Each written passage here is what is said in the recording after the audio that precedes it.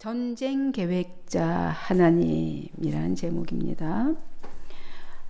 전쟁에 나가려던 한 스파르타 청년이 있었대요.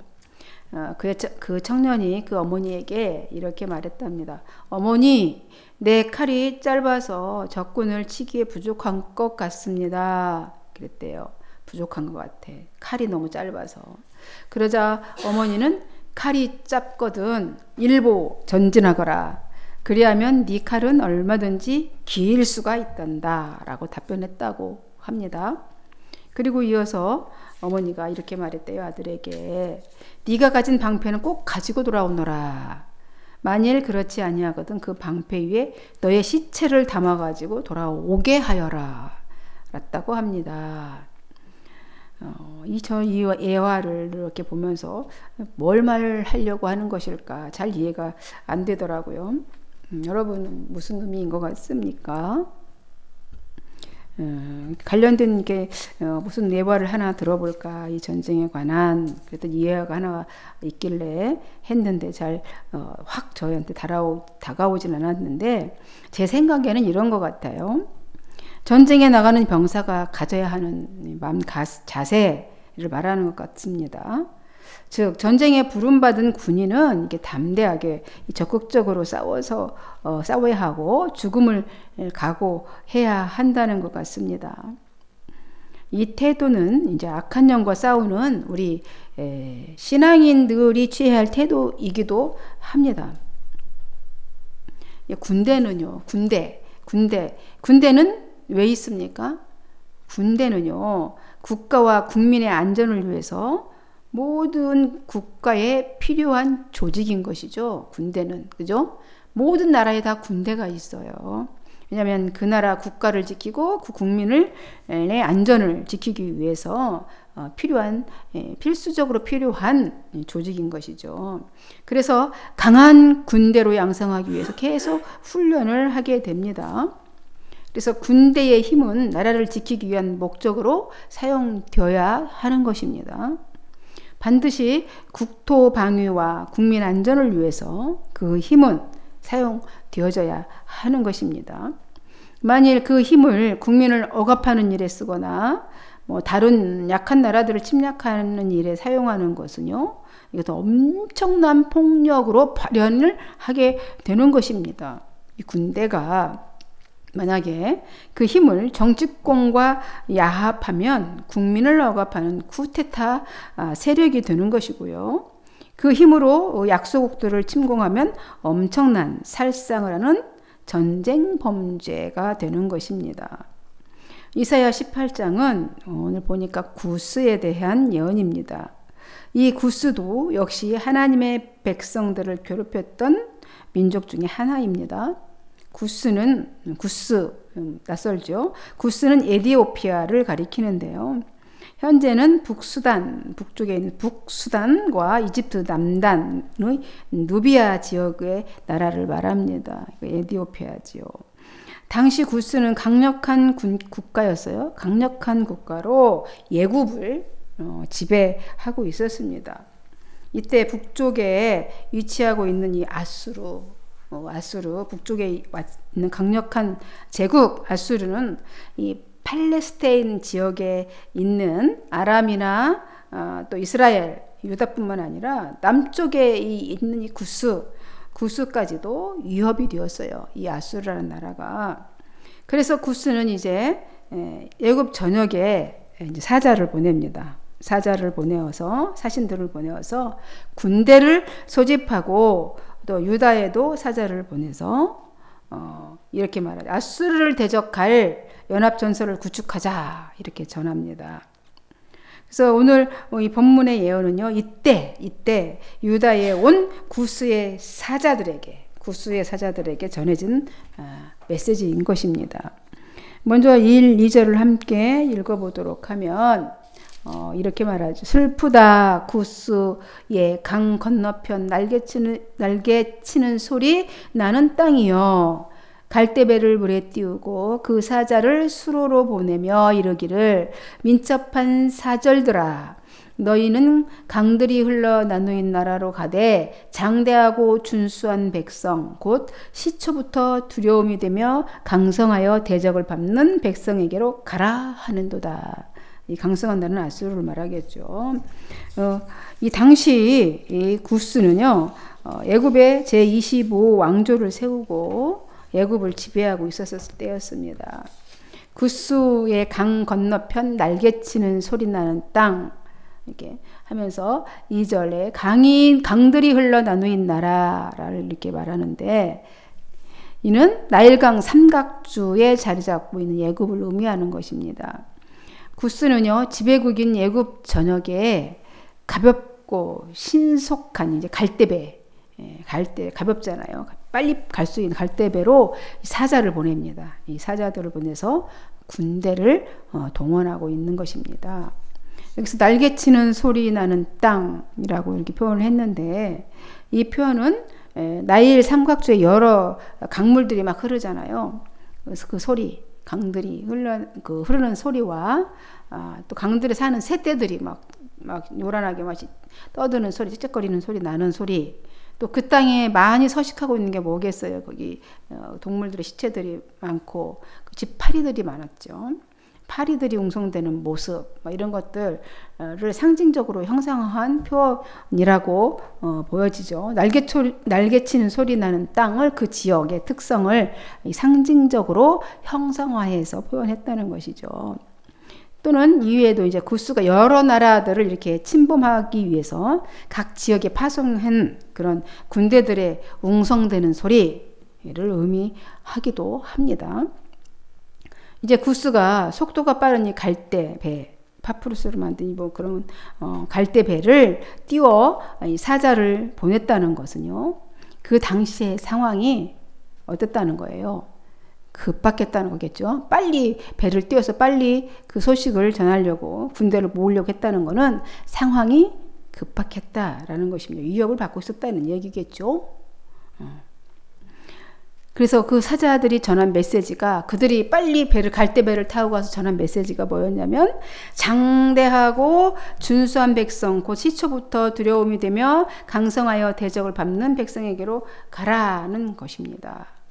함께 전쟁을 하자는 것이겠죠. 장대하고 준수한 백성은 이제 구스 사람들인데, 이제 그 장대하고 준수한 백성, 그들은 이제 크고 이제 구릿빛 나는, 보통 영화에서 봐도 막 등치 크고 울뚝불뚝하고 그죠, 구릿빛 피부를 가진 그런 백성에게로 가라, 이런 거죠. 그러니까 구스로 다 모여서 이제 아수르를 물리치자는 거예요. 이들은 애굽 왕조를 세운 시작부터 대적을 정복해버리는 아주 두렵고 강성한 백성들이었다. 자기네들은 그렇게 강조하면서 이 강성한 구스로 모든 병력은 집결되어야 된다. 이제 이렇게 주장하면서 백성들로 이 주변 나라들의 이제 군대를 모으려고 이렇게 사신을 보내서, 사절단을 보내서, 사자들을 보내서 이렇게 외치고 있는 것이죠. 다 구스로 집결해서 아수르를 대항할 준비를 해야 한다라는 겁니다. 다 같이 함께 모여서. 그러나 아무리 막강한 군사력을 준비하고 있다 하더라도 때가 돼야 되죠. 하나님의 때가 찰 때까지 있어야 됩니다. 그래서 하나님의 때가 찰 때까지 하나님은 또 기다리시죠. 이 전쟁은 땅에 있는 사람들에게는 비극이죠. 전쟁이 일어나면 어떻게 됩니까? 너무 끔찍하잖아요. 끔찍한 일들이 일어납니다. 전쟁은 땅에 살고 있는 우리 사람들에게는 너무나 비극적이고 심판인 거예요. 하나님의 심판. 그래서 이사야 선지자는 구스에 대해서 예언을 하면서 슬프다라고 시작하고 있는 것입니다. 3절에 보니까 3절 한번 살펴보겠습니다. 18절에 세상의 모든 거민, 지상에 사는 너희여, 산들 위에 기치를 세우거든 너희는 보고 나팔을 불거든 너희는 들을지니라, 이렇게 말합니다. 세상 사람들아, 이제 모두 똑똑히 들어라. 그죠? 모든 세상 사람들아 똑똑히 들어라. 온 땅에 사는 사람들아 다 들어라 이 말이에요. 산마다 이제 깃발이 오르거든. 이제 주목해서 바라보라는 거예요. 깃발 오르거든 그 깃발을 보고 그 나팔 소리가 혹시 들리거든 모두 귀를 기울이라 말합니다. 여러분 이렇게 아수르의 유다 침공은 이미 예언이 되어 있습니다. 아수르가 유다를 칠 거라고 예언했잖아요. 이 예언은 이제 히스기야 왕 때 이루어지는데요. 아수르가 이제 그 군대를 이끌고 와서 유다를 공격합니다.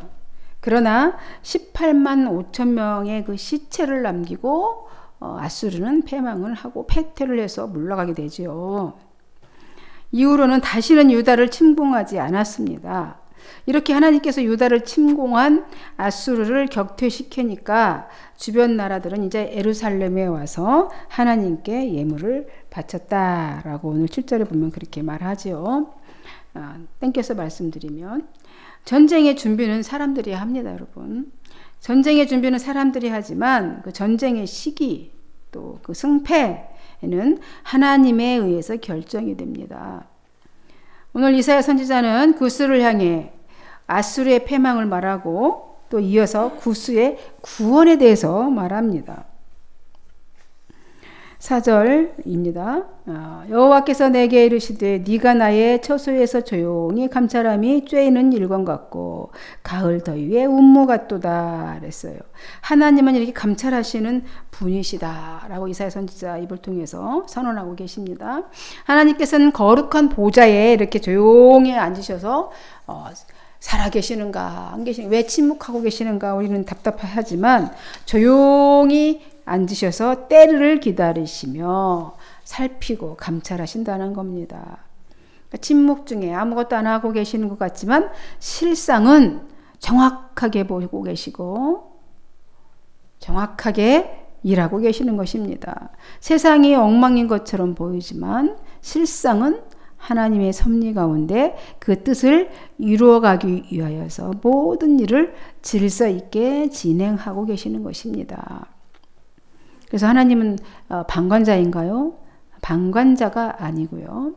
역사 속에 개입을 하시는데 어떻게 개입을 하시냐면 여기서 표현을 했죠. 쬐이는 일광 같고 가을 더위에 운무같이 온 땅을 살피고 계시는 것이다 라고 표현합니다.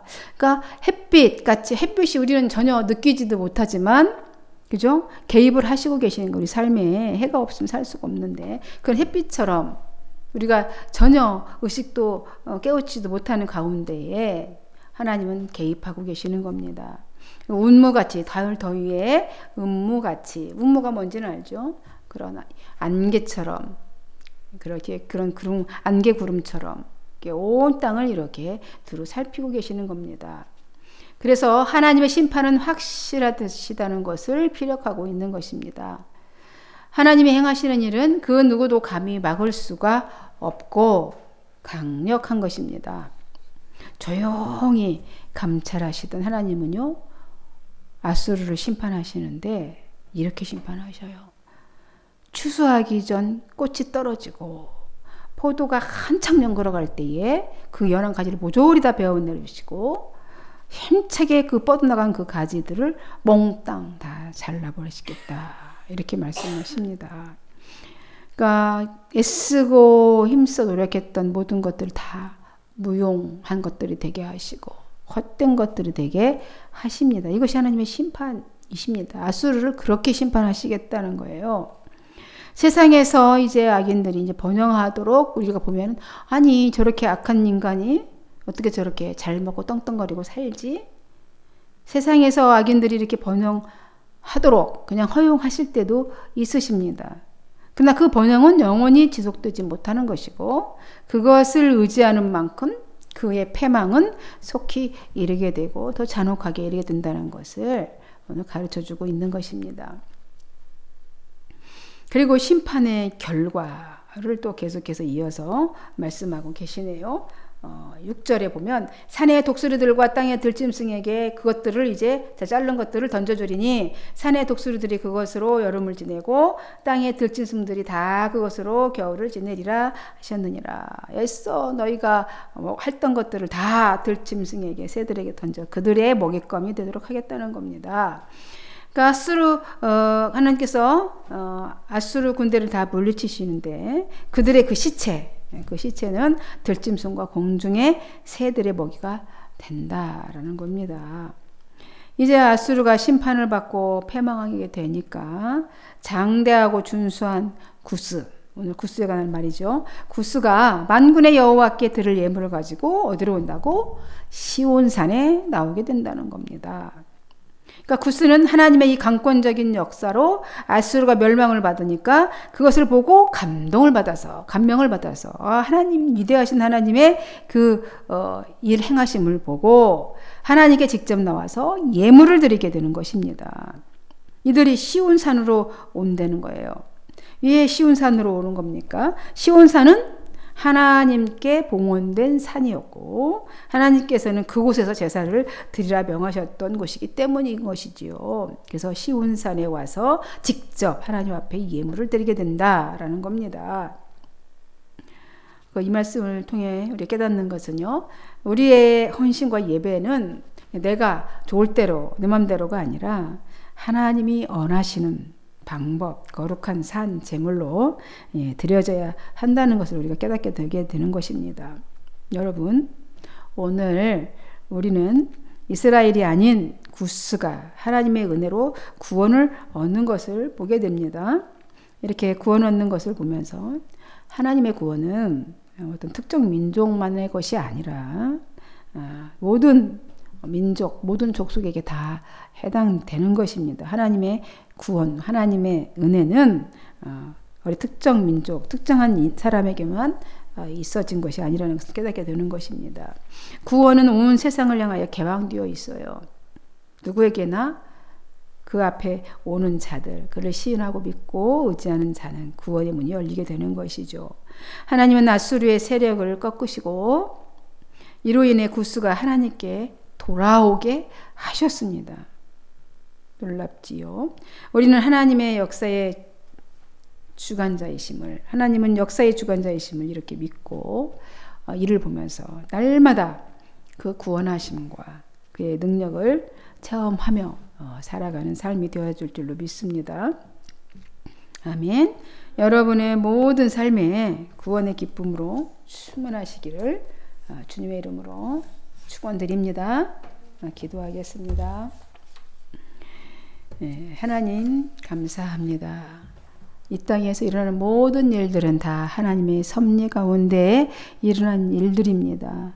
특별히 전쟁은 또 하나님의 계획하심 속에 하나님의 때찬 경륜에 따라서 있어지게 되는데 이 모든 역사적인 이 개입이 하나님의 영광과 하나님의 질서와 또 이 땅을 사랑하심에 근거한 것을 저희들이 믿고 인정하고 고백합니다. 하나님, 그 섭리와 역사 속에 저희가 그 톱니바퀴 속에 함께 참여하고 함께 걸어갑니다. 하나님, 이 세상에 우리가 함몰되지 않고 오직 길 되시고 진리 되시는 예수님의 손을 잡고 곧바로 하나님께로 잘 직진할 수 있도록 주님 함께하여 주옵소서. 성령님 도와주옵소서. 오늘 축복하고 밤에 또 잘 돌아가게 하옵소서. 예수님의 이름으로 기도하옵나이다. 아멘.